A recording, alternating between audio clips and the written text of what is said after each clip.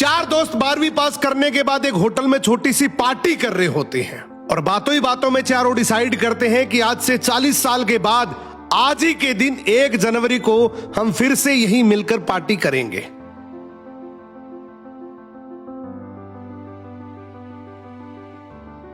और हां, जो सबसे आखिर में आएगा सबका बिल वही पे करेगा। होटल का वेटर भी ये सब देख रहा था। कहने लगा 40 साल बाद अगर मैं भी यहीं रहा तो आपकी ये पार्टी जरूर देखूंगा।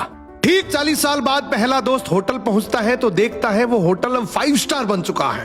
अब वहां पर सब कुछ बदल चुका है। तो एक शख्स उसे पहचान जाता है और कहता है सर बैठिए, मैं आपको पहचान गया, मैं वही वेटर हूं जो अब इस होटल का मालिक बन चुका हूं। वो कहता है क्या बात है। इतने में दूसरा दोस्त आ जाता है। दोनों की बातचीत शुरू होती है कि बिजनेस ग्रो कर गया, सब कुछ अच्छा चल रहा है। दोनों अपनी अपनी बातें शेयर कर ही रहे होते हैं कि तीसरा दोस्त भी पहुंच जाता है, लेकिन चौथा दोस्त अब भी नहीं आया।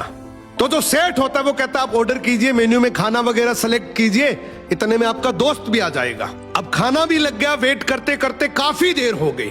उदास मन से ये तीनों दोस्त डिनर शुरू कर देते हैं। तीनों ने डिनर कर भी लिया, लेकिन चौथा दोस्त अब भी नहीं आया। अब जब बिल देने की बारी आती है तो कहते हैं कि विकास तो शायद बहुत बड़ा आदमी बन गया, हम सबको इग्नोर कर रहा है, चलो हम ही बिल पे कर देते हैं। जैसे ही बिल पे करने के लिए काउंटर पे पहुंचे तो काउंटर का मैनेजर बोला आपका बिल तो ऑलरेडी पे हो चुका है। अब तीनों अपने चौथे दोस्त के ना आने की शिकायत करते करते होटल से बाहर निकले ही थे कि तभी एक सरकारी गाड़ी वहां आकर रुकती है।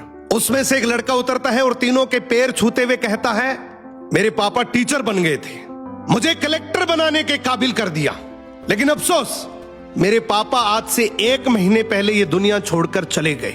उन्होंने आखिरी वक्त में आपके इस वादे के बारे में मुझे बताया था और कहा था कि जब तीनों पार्टी खत्म कर ले तो उसके बाद तू वहां जाना और पेमेंट वगैरह कर देना। लड़का हाथ जोड़कर बोला मेरे पापा अब इस दुनिया में नहीं रहे, उनका वादा पूरा करने के लिए मैं आया हूं।